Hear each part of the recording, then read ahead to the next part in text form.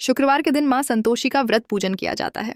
इस पूजा के दौरान माता की आरती, पूजन तथा अंत में माता की कथा सुनी जाती है। आइए जानें शुक्रवार के दिन की जाने वाली संतोषी माता व्रत कथा। एक बुढ़िया थी, उसके 7 बेटे थे। 6 कमाने वाले थे जबकि एक निक्कमा था। बुढ़िया 6 बेटों की रसोई बनाती, भोजन कराती और उनसे जो कुछ जूठन बचती वह 7वें को दे देती। एक दिन वह पत्नी से बोला, देखो मेरी माँ को मुझ पर कितना प्रेम है। वह बोली, क्यों नहीं, सबका झूठा जो तुमको खिलाती है। वह बोला, ऐसा नहीं हो सकता है, मैं जब तक आंखों से न देख लूं मान नहीं सकता। बहू हंसकर बोली, देख लोगे तब तो मानोगे। कुछ दिन बाद त्योहार आया। घर में 7 प्रकार के भोजन और चूरमे के लड्डू बने। वह जांचने को सिर दुखने का बहाना कर पतला वस्त्र सिर पर ओढ़े रसोई घर में सो गया। वह कपड़े में से सब देखता रहा। 6 भाई भोजन करने आए। उसने देखा माँ ने उनके लिए सुंदर आसन बिछा नाना प्रकार की रसोई परोसी और आग्रह करके उन्हें जमाया। वह देखता रहा।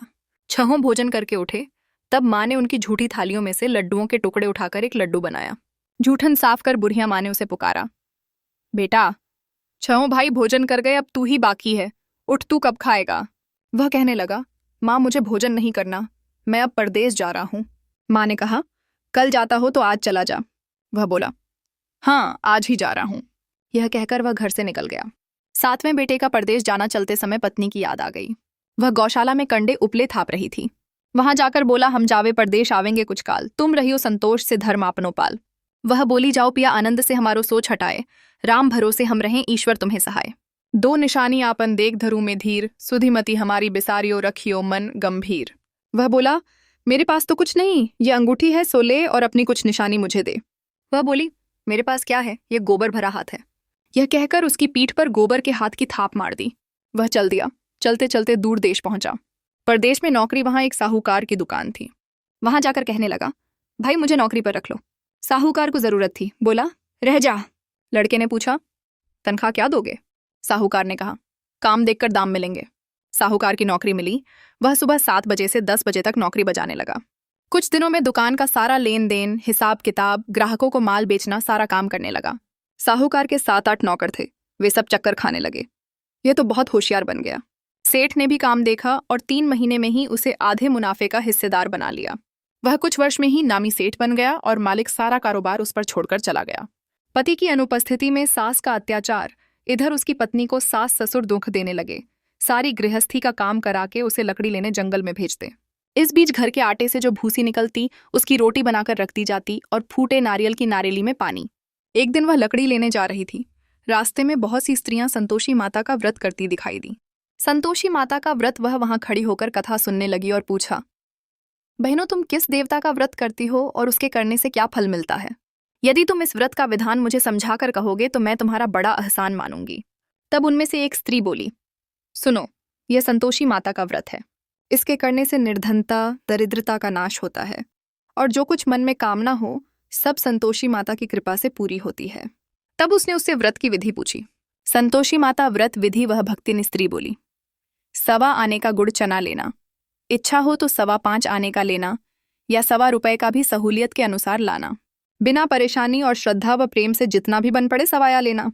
प्रत्येक शुक्रवार को निराहार रहकर कथा सुनना, इसके बीच क्रम टूटे नहीं, लगातार नियम पालन करना। सुनने वाला कोई न मिले तो घी का दीपक जला उसके आगे या जल के पात्र को सामने रखकर कथा कहना। जब कार्य सिद्ध न हो नियम का पालन करना और कार्य सिद्ध हो जाने पर व्रत का उद्यापन करना। 3 मास में माता फल पूरा करती है। यदि किसी के ग्रह खोटे भी हों तो भी माता वर्ष भर में कार्य सिद्ध करती है। फल सिद्ध होने पर उद्यापन करना चाहिए, बीच में नहीं। उद्यापन में 2.5 सेर आटे का खाजा तथा इसी परिमाण से खीर तथा चने का साग करना। 8 लड़कों को भोजन कराना, जहां तक मिले देवर, जेठ, भाई बंधु के हों, न मिले तो रिश्तेदारों और पास पड़े डोसियों को बुलाना। उन्हें भोजन करा, यथाशक्ति दक्षिणा दे, माता का नियम पूरा करना। उस दिन घर में खटाई न खाना। यह सुन बुढ़िया के लड्डा धके की बहू चल दी। व्रत का प्रण करना और माँ संतोषी का दर्शन देना। रास्ते में लकड़ी के बोझ को बेच दिया और उन पैसों से गुड़ चना ले माता के व्रत की तैयारी कर आगे चली और सामने मंदिर देखकर पूछने लगी, यह मंदिर किसका है। सब कहने लगे, संतोषी माता का मंदिर है। यह सुनकर माता के मंदिर में जाकर चरणों में लौटने लगी।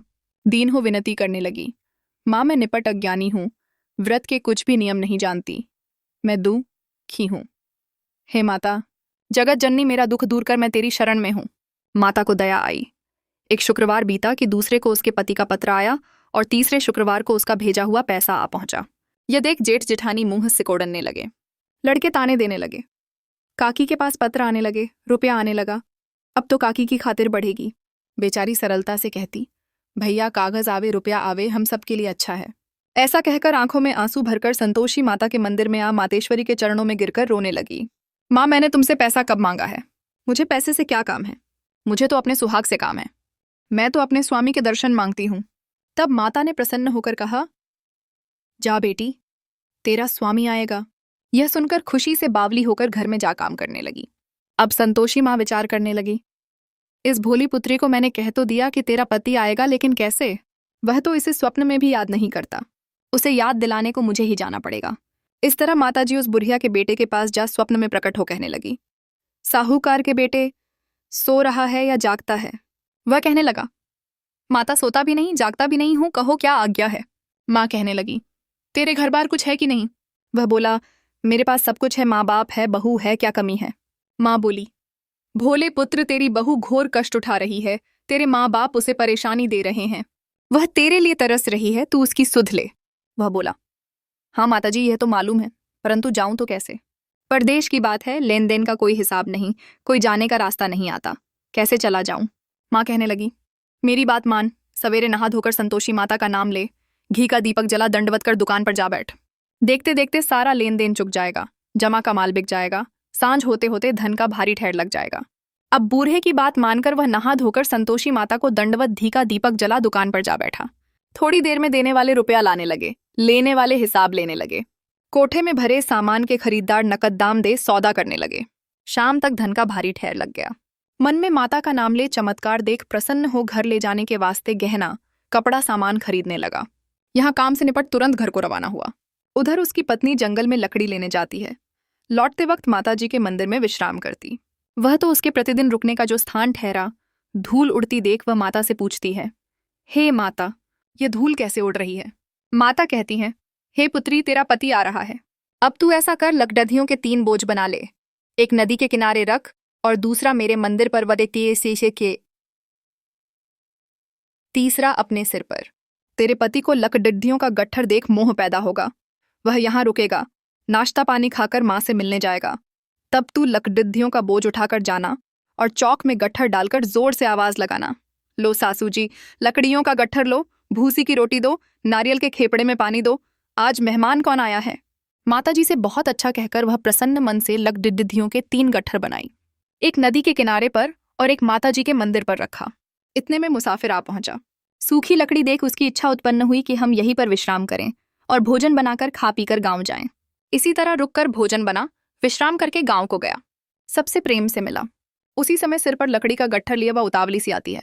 लकडधियों का भारी बोझ आंगन में डालकर जोर से 3 आवाज देती है, लो सासू जी, लकडधियों का गट्ठर लो, भूसी की रोटी दो, आज मेहमान कौन आया है। यह सुनकर उसकी सास बाहर आकर अपने दिए हुए कष्टों को भुलाने हेतु कहती है, बहू ऐसा क्यों कहती है? तेरा मालिक ही तो आया है। आ बैठ, मीठा भात खा, भोजन कर, कपड़े गहने पहन। उसकी आवाज सुन उसका पति बाहर आता है। अंगूठी देख व्याकुल हो जाता है। माँ से पूछता है, माँ ये कौन है? माँ बोली, बेटा यह तेरी बहू है। जब से तू गया है तब से सारे गांव में भटकती फिरती है। घर का कामकाज कुछ करती नहीं, 4 पहर आकर खा जाती है। वह बोला, ठीक है माँ, मैंने इसे भी देखा और तुम्हें भी, अब दूसरे घर की ताली दो, उसमें रहूंगा। माँ बोली, ठीक है, जैसी तेरी मर्जी। तब वह दूसरे मकान की 3री मंजिल का कमरा खोल सारा सामान जमाया। एक दिन में राजा के महल जैसा ठाट बाट बन गया। अब क्या था, बहू सुख भोगने लगी। इतने में शुक्रवार आया। शुक्रवार व्रत के उद्यापन में हुई भूल किया खटाई का इस्तेमाल उसने पति से कहा, मुझे संतोषी माता के व्रत का उद्यापन करना है। पति बोला, खुशी से कर लो। वह उद्यापन की तैयारी करने लगी। जेठानी के लड़कों को भोजन के लिए कहने गई। उन्होंने मंजूर किया, परंतु पीछे से जेठानी ने अपने बच्चों को सिखाया, देखो भोजन के समय खटाई मांगना, जिससे उसका उद्यापन पूरा न हो। लड़के जीमने आए खीर खाना पेट भर खाया, परंतु बाद में खाते ही कहने लगे, हमें खटाई दो, खीर खाना हमको नहीं भाता, देखकर अरुचि होती है। वह कहने लगी, भाई खटाई किसी को नहीं दी जाएगी, यह तो संतोषी माता का प्रसाद है। लड़के उठ खड़े हुए, बोले, पैसा लाओ। भोली बहू कुछ जानती नहीं थी, उन्हें पैसे दे दिए। लड़के उसी समय हट करके इमली खटाई ले खाने लगे। यह देखकर बहू पर माताजी ने कोप किया। राजा के दूत उसके पति को पकड़ कर ले गए। जेठ जेठानी मनमाने वचन कहने लगे। लूट लूट कर धन इकट्ठा कर लाया है, अब सब मालूम पड़ जाएगा जब जेल की मार खाएगा। बहू से यह सहन नहीं हुए। माँ संतोषी से मांगी माफी रोती हुई माताजी के मंदिर गई। कहने लगी, हे माता, तुमने क्या किया? हंसाकर अब भक्तों को रुलाने लगी। माता बोली, बेटी, तूने उद्यापन करके मेरा व्रत भंग किया है। वह कहने लगी, माता, मैंने कुछ अपराध किया है। मैंने तो भूल से लड़कों को पैसे दे दिए थे, मुझे क्षमा करो। मैं फिर तुम्हारा उद्यापन करूंगी। माँ बोली, अब भूल मत करना। वह कहती है, अब भूल नहीं होगी। अब बतलाओ वे कैसे आवेंगे? माँ बोली, जा पुत्री, तेरा पति तुझे रास्ते में आता मिलेगा। वह निकली, राह में पति आता मिला। वह पूछी, कहाँ गए थे? वह कहने लगा, इतना धन जो कमाया है उसका टैक्स राजा ने मांगा था, वह भरने गया था। वह प्रसन्न हो बोली, भला हुआ, अब घर को चलो। कुछ दिन बाद फिर शुक्रवार आया। फिर किया व्रत का उद्यापन। वह बोली, मुझे फिर माता का उद्यापन करना है। पति ने कहा, करो। बहू फिर जेठ के लड़कों को भोजन को कहने गई। जेठानी ने एक दो बातें सुनाई और सब लड़कों को सिखाने लगी, तुम सब लोग पहले ही खटाई मांगना। लड़के भोजन से पहले कहने लगे, हमें खीर नहीं खानी, हमारा जी बिगड़ता है, कुछ खटाई खाने को दो। वह बोली, खटाई किसी को नहीं मिलेगी, आना हो तो आओ। वह ब्राह्मण के लड़के लाकर भोजन कराने लगी। यथाशक्ति दक्षिणा की जगह एक एक फल उन्हें दिया। संतोषी माता प्रसन्न हुई। संतोषी माता का फल माता की कृपा होते ही 9वें मास में उसके चंद्रमा के समान सुंदर पुत्र प्राप्त हुआ। पुत्र को पाकर प्रतिदिन माताजी के मंदिर को जाने लगी। माँ ने सोचा, ये रोज आती है, आज क्यों ना इसके घर चलूं। यह विचार कर माता ने भयानक रूप बनाया। गुड़ चने से सना मुख, ऊपर सूंड के समान होठ, उस पर मक्खियां भिन भिन कर रही थीं। दहली पर पैर रखते ही उसकी सास चिल्लाई, देखो रे, कोई चुड़ैल डाकिन चली आ रही है, लड़कों इसे भगाओ, नहीं तो किसी को खा जाएगी। लड़के भगाने लगे, चिल्लाकर खिड़की बंद करने लगे।